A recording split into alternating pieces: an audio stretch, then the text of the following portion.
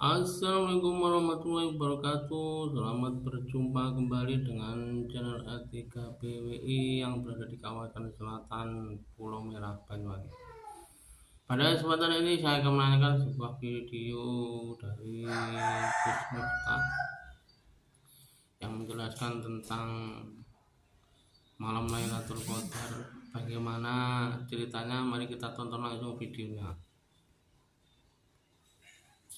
Assalamualaikum warahmatullahi wabarakatuh. Alhamdulillahirabbil alamin. Saya tadinya pesimis mau sowan. Kepala saya itu tengeng. Jadi kalau ini harus nengok kanan, kiri, depan, belakang, pulang pengajian pasti masuk UGD. Tapi saya kemudian punya prinsip, Allah paring dalan marang wong kang gelem dalan. Atau dalam bahasa lain disebutkan idza sadaqal asmu wa tuhassabi. Kalau orang barat mengatakan where there is will there is way. Di mana ada kemauan pasti ada jalan. Bukankah kemudian rasa sakit yang Allah berikan itu hanya sebagian kecil cara Allah mengurangi dosa kita. Maka tadi mau berangkat, istri saya wanti-wanti sama saya, Beb, haruskah berangkat? Saya jawab, iya saya. Yakin bukan sayang, tapi syaitonir rajim. Kenapa harus berangkat? Bukankah tempat terbaik itu adalah majelis yang di dalamnya ada ilmu, ada zikir, ada sholawat. Begitu kita mendatangi satu majelis yang di dalamnya ada zikir, ilmu, dan sholawat, di situ kemungkinan besar majelis itu didatangi oleh para malaikatnya Allah. Apalagi ini sekaligus ngiras-ngirus peringatan Maulidun Nabi Muhammad sallallahu alaihi wasallam. Maka sebelum dilanjutkan Bapak Ibu, mari saya ajak salah satu niat untuk menghadiri majelis Maulid, supaya kita semuanya mendapatkan syafaat dari baginda Nabi Muhammad sallallahu alaihi wasallam. Bismillahirrahmanirrahim. Bismillahirrahmanirrahim. Nawaitu an ahdura al-maulida mislama nawabihi aslafuna salihun wa biniyati ta'dimi syahri wiladatin nabi sallallahu alaihi wasallam wa biniyati ziyadatil iman wat taqwa wal mahabbah wal qurbi ilallah wa ila rasuli sallallahu alaihi wasallam wa ila aslafina salihin. Al-Fatihah.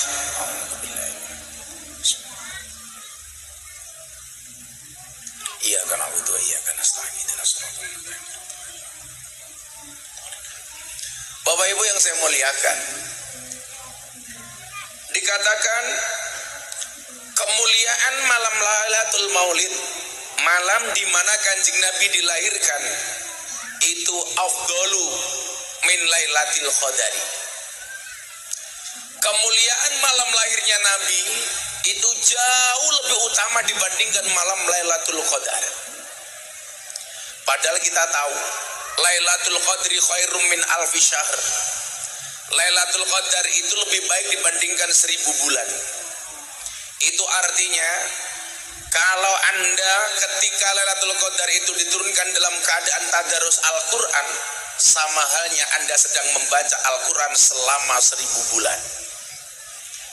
Ketika Lailatul Qadar datang Anda dalam keadaan sholat malam, itu sama halnya Anda sholat malam selama 1000 bulan. Anak-anak Babul Ghufran saat Lailatul Qadar datang dalam keadaan nabuh hadroh, kuwi padha karo nabuh hadroh 1000 bulan, melocot jempol. Tapi juga sebaliknya, Kalau Lailatul Qadar datang dalam keadaan bermaksiat, sama halnya kita bermaksiat 1000 bulan. Kalau Lailatul Qadar datang ibu-ibu dalam keadaan melayani suaminya, itu sama halnya ibu-ibu ngeloni suaminya 1000 bulan. Tapi ternyata kemuliaan malam itu kalah, nak. Kalah dengan malam Lailatul Maulid. Malam di mana Nabi dilahirkan. Bahkan disebutkan keutamaan malam Lailatul Maulid itu lebih mulia dibandingkan malam nuzulul Quran, malam di mana Al-Quran diturunkan. Allah menghiasi minggu dengan malam Jumat yang dikatakan sebagai Sayyidul Ayyam wa a'zamuha indallah min Aidil Fitri wa Aidil Adha.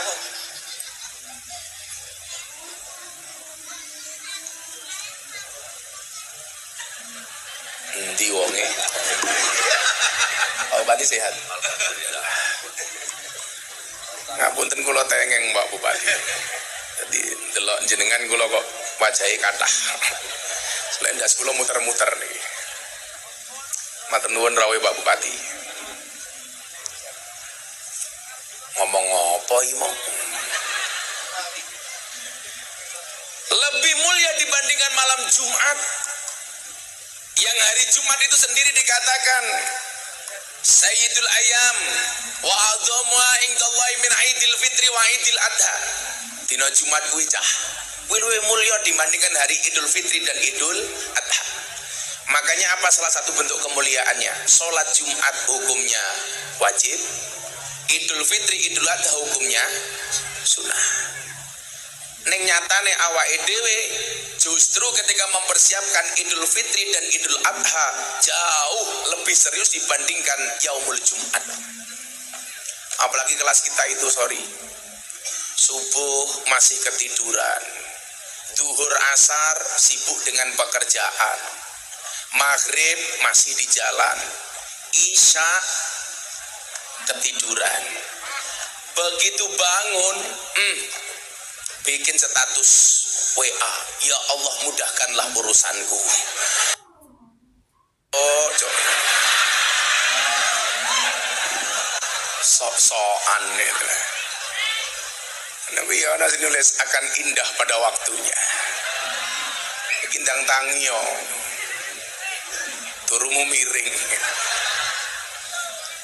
Nah, ternyata apa? Lailatul Maulid jauh di atas itu semua. Maka kalau Anda bertanya, justru dalil yang paling utama kenapa perayaan Maulid itu harus dilaksanakan adalah peristiwa Abu Lahab itu sendiri ketika beliau bergembira dengan kelahiran Nabi.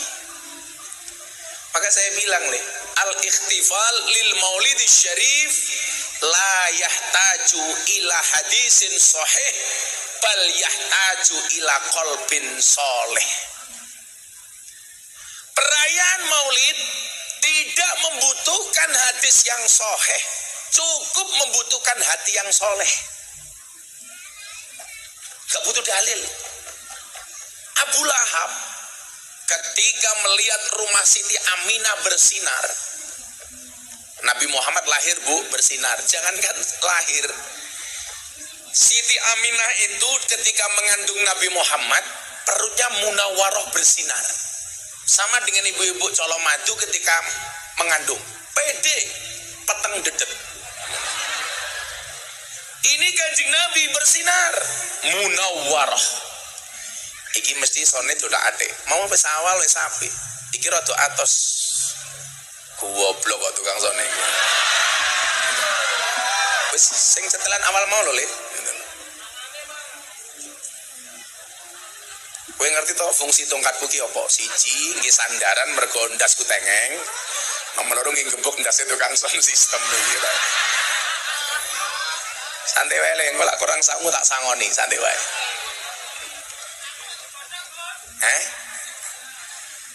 Tak sangoni Le santai.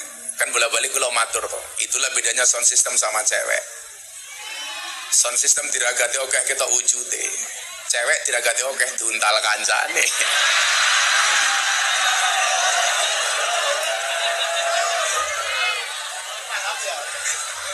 Sing nguntal ya bocah-bocah babul kuburan.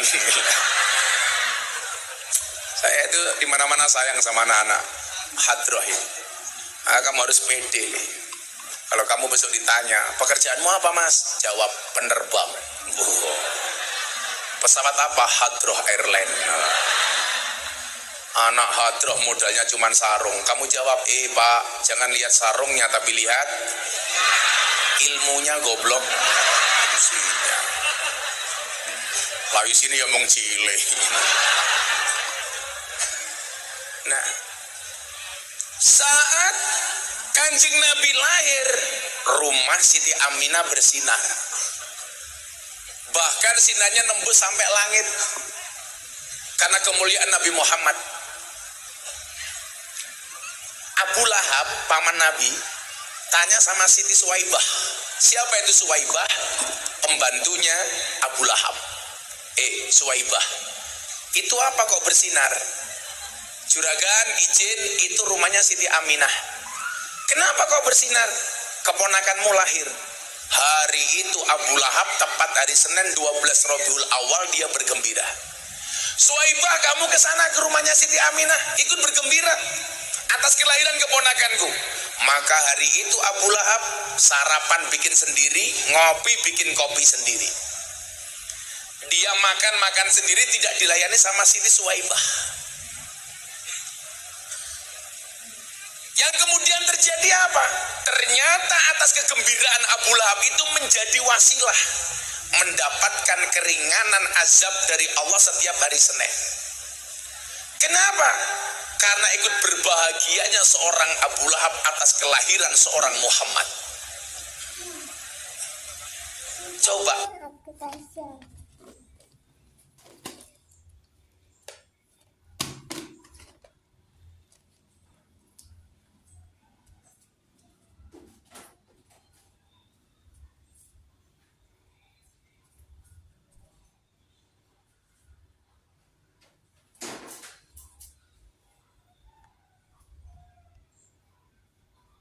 Tapi termasuk bagian dari kepremanan waktu itu. Saya ngurusi sarkem lah, termasuk sama tinggi. Ya mungkin lah neng Solo ya kayak neng RRI, itu lah katanya.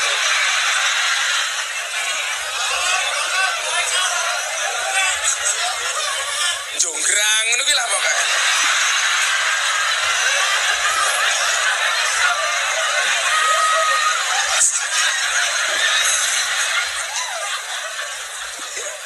Kan ya aku ngerti Jonggrang yo mbiyen soalnya sing ngejarono yo Pak Bupati. Insyaallah. Wis tak lah ngomong soal dosa wis kabeh lah. Tapi nopo?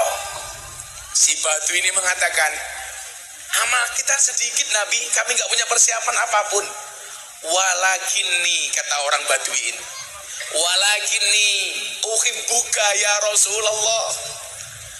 Kami memang tidak punya persiapan wahai Nabi. Sholat saya sedikit Nabi, sedekah saya sedikit Nabi. Tapi kami ini orang-orang yang sangat mencintaimu wahai Nabi. Modalnya nopo do? Cinta Nabi. Mendengar pernyataan orang Badui ini, ada satu hadis yang hari ini sangat viral. Mungkin hadis paling viral untuk orang-orang yang tidak soleh seperti kita tapi mencintai orang soleh. Untuk orang-orang yang tidak baik seperti kita tapi mencintai orang baik. Untuk orang-orang yang mungkin jelek sama kita tapi senang dengan mereka orang baik. Mendengar pernyataan orang Badui ini, Nabi menjawab. Yang jawaban Nabi membuat para hadirin yang hadir langsung tepuk tangan, termasuk para sahabat. Apa jawaban Nabi? Almar'u ma'aman ahabba. Seseorang itu besok di hari kiamat akan dikumpulkan bersama orang-orang yang dicintainya. Masya Allah. Ini Nabi itu. Ini mohon maaf. Bagaimana kemudian Nabi menyenangkan kita, Pak, orang-orang yang mungkin amalnya tidak banyak, membahagiakan membahagiakan kita. Yang jelas-jelas kita ini bukan orang soleh. Tetapi Nabi memberikan kabar gembira. Seseorang itu besok di surga akan bersama dengan orang-orang yang dicintainya. Jadi kalau Anda malam hari ini hadir, datang ke sini karena cintamu kepada Nabi. Wallah, atas hadis Nabi tadi, kita akan dikumpulkan di surga bersama Nabi. Coba, ini hadis sering saya sampaikan Pak Bu. Kita kasih contoh sederhana. Ini arsy singgasananya Allah.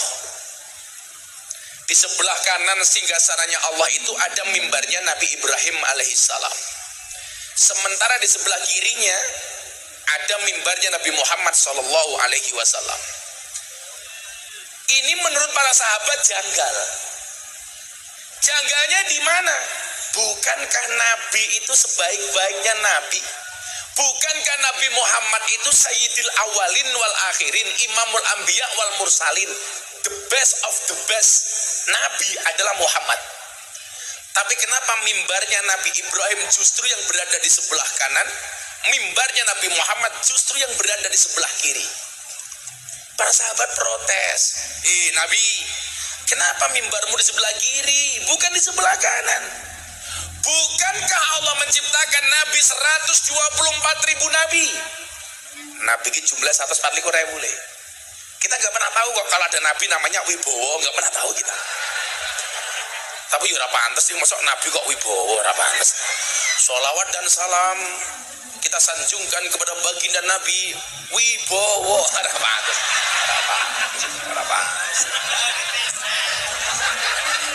Masuk Nabi Wibowo, ya pantes. Lah, ya Miftah Maulana rada pantes lah, rada pantes.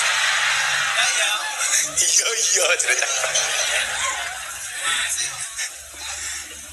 Makanya nyuwun sewu. Kenapa kita itu harus memberikan nama anak yang baik itu sebenarnya salah satunya adalah untuk menumbuhkan kepercayaan diri. Lah jenenge apik dadi bupati yo pantes semamane. Bupati Karanganyar. Duyat Mono. Juliat Mono. Wis pantes lah, Juliat Mono. Jeluane Juli. Wahane gitu ya. Pantes. Lurah Camat Colomadu Adi Susilo pantes, tapi luwih pantes meneh dadi Germo Sarekem pantes banget. Kancaku ning Sarekem soalnya saya zaman kuliah ning Jana Badra sobone Sarekem ketemu mbak-mbak bakul kroto. Kok kroto pakan manuk. Manuke sapa? Wibowo.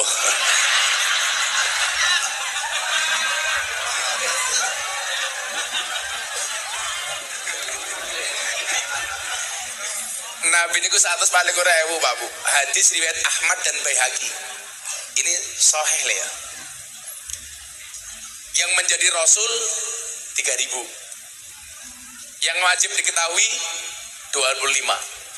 Tausilu khamsatin wa isrina lazim kula mukallafin fahaqiq wadanim hum adamun idrisu nuhun huduma Soleh wa Ibrahimu kulun mutaba Lutun wa Ismailu Ishaku kada Yakubu Yusufu wa Ayyubu tada Syuaibu Harunu wa Musa wal Yasa Dzulkifli Dawudu Sulaimanu taba Ilyasu Yunusu Zakaria Yahya Isa wa Toha Khotimun Ta'hoya Alaihimu salatu wassalamu wa alihim madamatil ayamu. Aqidatul Awam. Wah, apal kiai kok cuk padake iki lho. Cangkeme kok apal ya ngono. Padake Adi Susilo. Menyek kok apal ya ngono. Adake. Nek cara bocah TK ya beda meneh kae. Adam Idris Nuh dan Hud, Soleh Ibrahim dan Lut, Ismail Ishak dan Yakub, Yusuf Ayub dan Su'aib, Musa Harun Dzulkifli Daud. Dalam Badali.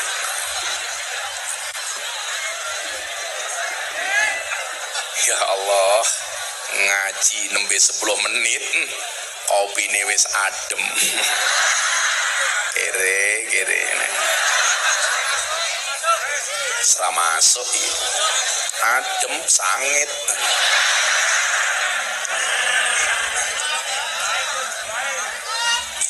Kenapa Mas? Buai. Ini ada anggur, ada apel. Bapaknya milih anggur apa apel, Dok? Anggur. Inilah salahnya cewek. Anggur memang lebih mahal dibandingkan apel. Tapi seharusnya cewek lebih milih apel dibandingkan anggur. Kenapa? Karena cewek lebih suka diapelin, gak suka dianggurin. Iya.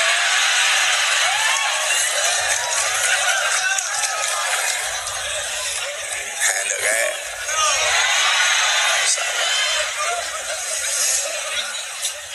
Ini ada jeruk. Mbak tahu bedanya jeruk sama kamu? Jeruk mengandung vitamin C. Kamu mengandung anak kita. Ya. Wah, nangkapnya pinter. Mesti mantan copet.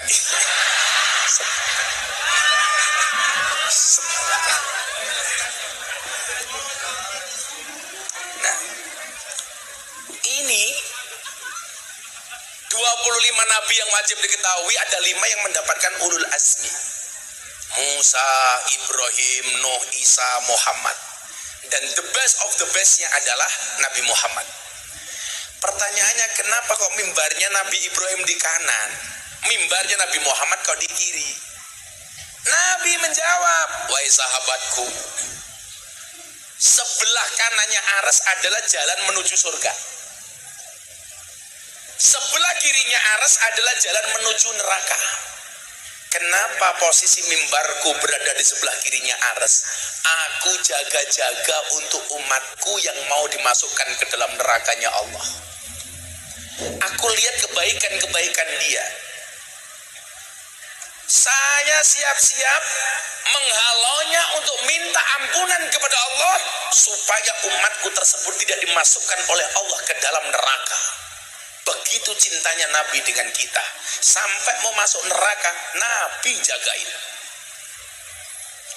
Itulah alasan kenapa begitu beliau mau wafat, kalimat yang keluar bukan zaujati, hai istriku, enggak. Ibni, anakku, enggak. Tetapi kalimat yang keluar dari mulutnya Nabi adalah ummati, ummati, ummati. Seolah-olah Nabi ingin mengatakan apa? Ummati, ya Allah ya Rabb, aku tidak rela kalau umatku masuk neraka. Ya Allah ya Rabb, aku tidak rela kalau umatku menderita. Ya Allah ya Rabb, aku ingin umatku masuk surga. Ternyata itu dicontoh oleh orang-orang sekarang nih. Kiai-kiai, pemimpin-pemimpin. Begitu, jangankan mau mati, masih hidup loh sudah. Ummati, ummati, ummati, ummati. Aku harap nyalek, coblos aku ummati.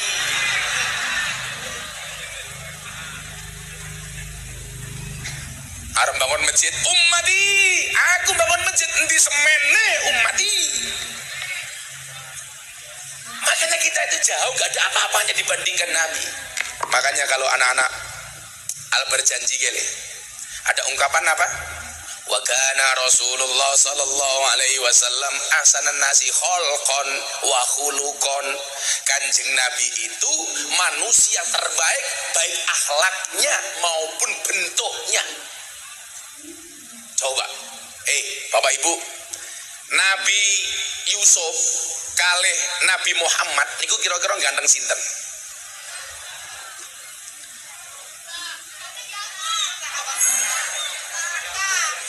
Ganteng siapa? Yangku. Apa matamu ki katarak? Jadi yangmu ki sopo? Sok-sokan. Gantengnya Nabi Yusuf itu hanya 25%-nya dibandingkan ketampanan Nabi. Tapi kenapa Nabi yang dikatakan paling tampan Nabi Yusuf? Jawabannya sederhana, Li. Ketampanan Nabi Yusuf bisa digambarkan, sementara ketampanan Nabi Muhammad tidak bisa digambarkan. Makanya kenapa kita bisa melukis sosok seperti Yusuf, tapi tidak boleh melukis sosok seperti Kanjeng Nabi Muhammad. Gantengnya Nabi Muhammad itu nggak bisa dilukiskan, nih. Kok malah yangku matane. Kok geting aku gitu loh. Guayane yangku itu yang mergo apa le? Belum ada masalah. Begitu ada masalah, sosokan. Kalau putus sama pacarnya, aku nggak bisa hidup tanpamu. Alah matane. Kula Allah nesu, oksigenmu dicabut. Ayo, mung kei irungmu kei yangmu tok mudar to kowe.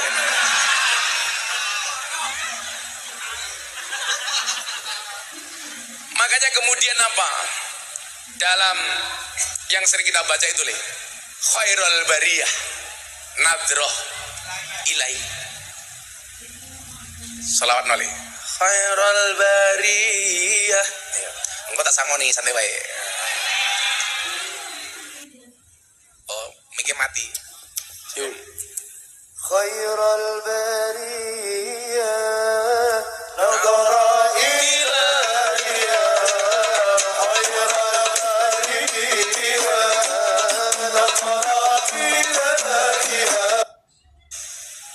posting ning medsos IG, wah, cocuit, nes. Padahal ra jelas kiu, iya nah, sosokan. Jan, aku ya tahu, ana rondo umur 20 tahun, update status di Facebook. Yang tua-tua itu kan punyanya Facebook nih, 60 tahunan itu Facebook lah. Kalau TikTok enggak, masa 20 tahun goyang pargo ya kan ra pantes. 20 tahun status di Facebook. Ada enggak yang mau jadi imamku? Ya Allah, iki mbah iki kesambet apa? Akhirnya saya komentari, wonten mbah. Dijawab, sinten Gus? Israel. Wis tuwa kemayu aku no. Lah usia-usia Pak Bupati ke bawah itu Instagram. Lah cah nom-nom niki kebanyakan TikTok. Jadi dilihat dari usianya itu medsos bisa kelihatan. Lah saya Pak Bupati ini kan, kalau kalian kan milenial, kalau saya Pak Bupati Pak Camat jelas kolonial. Tapi seleranya ya milenial. Milo Bupati ini senenganin dangdutan. Ya ora apa-apa kalau hiburan, ento. Ya ora apa-apa lah, urip iku timbang kok. Milo kok tak macake ayat sing mau mukadimah mok. Urip kuwi kudu mubasyirin, seneng li, baru mungdir. Basir dhisik baru mundir. Mulai kalau pengajian, kalau dangdutan, sing penting ojo maksiat. Dangdutan ki rapopo, tapi iso dadi wasilah maksiat gara-gara kowe dangdutan nyekel botol. Mangkat dangdutan malah gawe paguyupan jenenge pangunci, paguyupan ngunjuk ciu. Kaya masa lalu deh camatim biyen. Iku aja.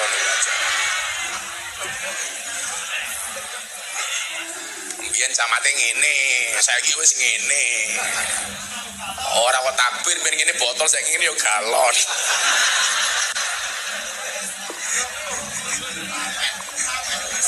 Biyen lapen ya Pak Camat ya. Lapen. Pak Camat niki biyen cedak kali gunjek niku zamane gunjek tasih duwe campur sari jampi stres. Gunjek iki preman paling gede sak Yogyakarta nih. Cak Jawa Tengah sak Yogyakarta, Pulau Jawa lah niku jenenge gunjek. Ndas kula lagi tau ditodong pistol ping 3. Awal kula kenal kali gunjek. Soalnya kula ngaji ning Sarkem, gunjek premane Sarkem. Kula sing tembak ping 3. Kowe macem-macem tak pateni. Tapi jenengan pirsa mang takon Pak Camat niku. Sebelum gunjek itu meninggal dunia, mampu bangun masjid 3. Lho Mas Bowo. Ahli maksiat iso bangun masjid 3. Kuliah S-lorone rampung ning Jana Badra sing ngancane gawe tesis aku. Maka kita itu nggak bisa melihat masa lalu seseorang. Maka saya selalu bilang apa? Orang baik punya masa lalu, orang jelek pasti punya masa depan. Itulah alasan kenapa kaca mobil bagian depan jauh lebih besar dibandingkan kaca spion. Jawabannya apa? Karena masa depan kita jauh lebih besar dibandingkan masa lalu kita. Neng lawi masa depan besar ento, lawi petengah juga gede-gede ngono kuwi. Wong lanang kuwi lek wetenge gede biasane manuke cilik.